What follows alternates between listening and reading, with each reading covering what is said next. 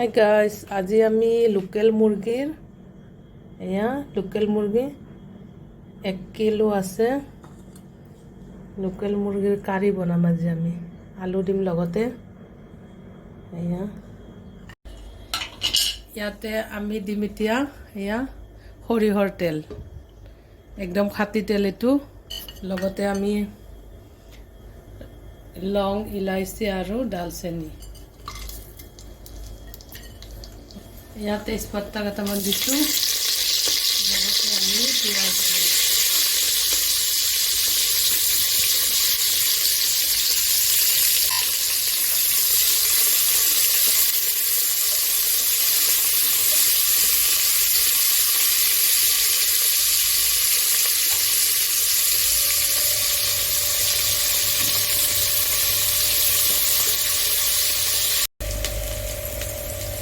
এইখিনি পিঁয়াজৰ পেষ্ট দিছোঁ।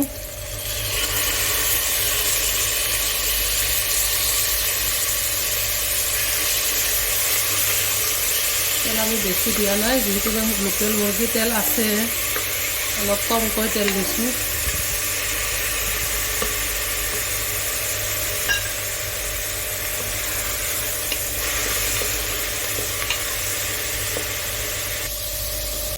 বিলাহীৰ পেষ্ট এইটো, এটা বিলাহী আছে ইয়াতে।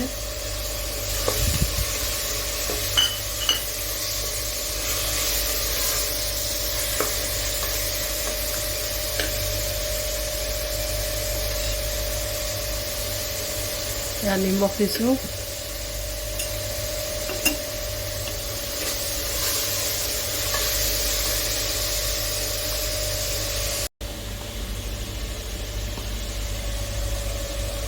অকণমান হালধিৰ গুড়ি, বহুত বেছি আমি নিদিওঁ মছলা, অকণমান জাষ্ট বেছি নিদিওঁ। একদম কাশ্মীৰী জলকীয়াৰ গুড়ি অকণমানি, জিৰা, অকণমান ধনিয়াৰ গুড়ি। বাছ, আমি মছলা বহুত বেছি ব্যৱহাৰ নকৰোঁ ইয়াতে।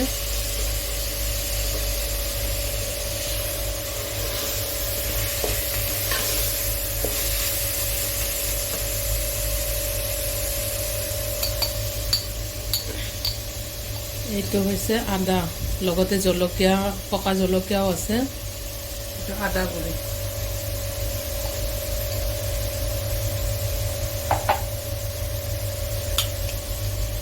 ইয়াতো অকণমান জলকীয়া আছে, এইটো নহৰুৰ গুড়ি।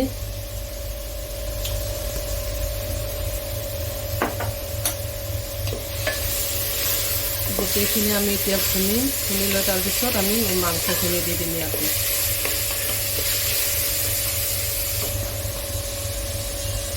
অলপ পানী দিছোঁ ইয়াতে।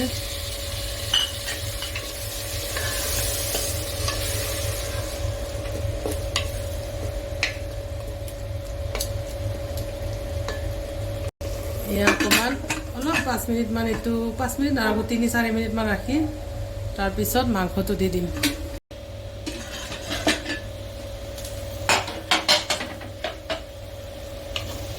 মছলা ভুনা হৈ গৈছে, ইয়াতে আমি এতিয়া মাংসখিনি দিব পাৰিম।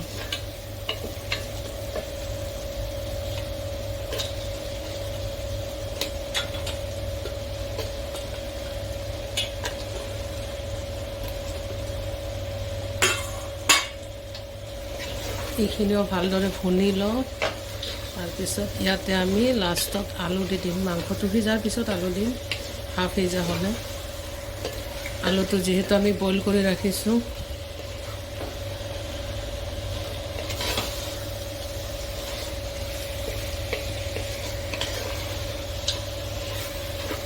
ভালদৰে ভুনিব লাগিব।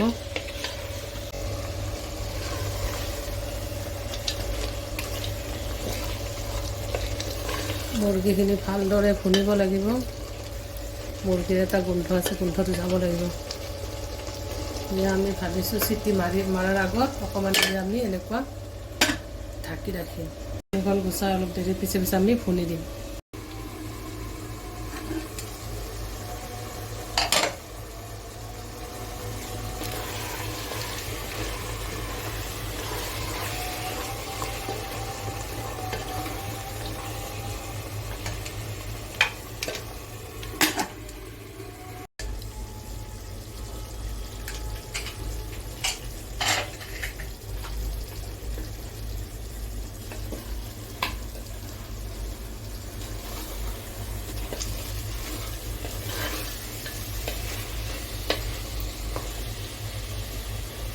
ভুনা হৈ গ'ল। ইয়াতে আমি দিম এতিয়া আলুখিনি বেছি সিজা নাই, মই ভাবিছিলোঁ সিজিছে। এতিয়া একেলগে চিটি এটা মাৰিলে ৰেডি হৈ যাব। আলুটো বহুত বেছি সিজা নাই, যিহেতু মই বইল কৰি ৰাখিছোঁ যদিও বহুত বেছি সিজা নাই, 30% মান সিজিছে। একেলগে এটা চিটি মাৰিলে কমপ্লিট হৈয়ে যাব। ইয়াতে অকণমান পানী দি আমি এটা চিটি মাৰি দিম। অলপ ভুনি লওঁ আলুটোৰ লগত।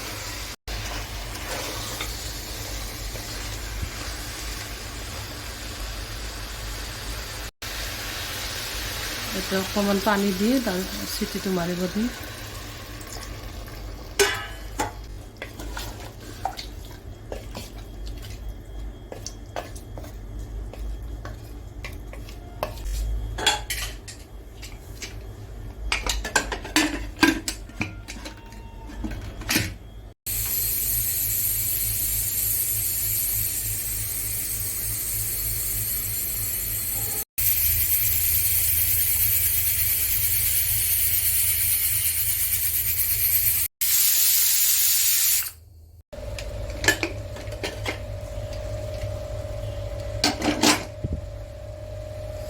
এয়া ৰেডি হৈ গ'ল, ধুনীয়া হৈছে, দেখিছেনে?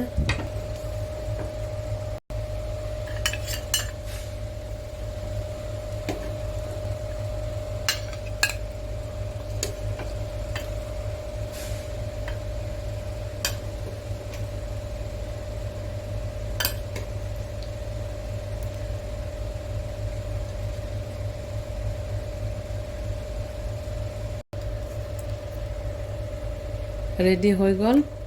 ভাল লাগিলে কমেণ্ট কৰি জনাব, কেনেকুৱা লাগিছে জনাবচোন। চেনেলটো ভাল লাগিলে ছাবস্ক্ৰাইব কৰি ল'ব। Thank you guys, bye by.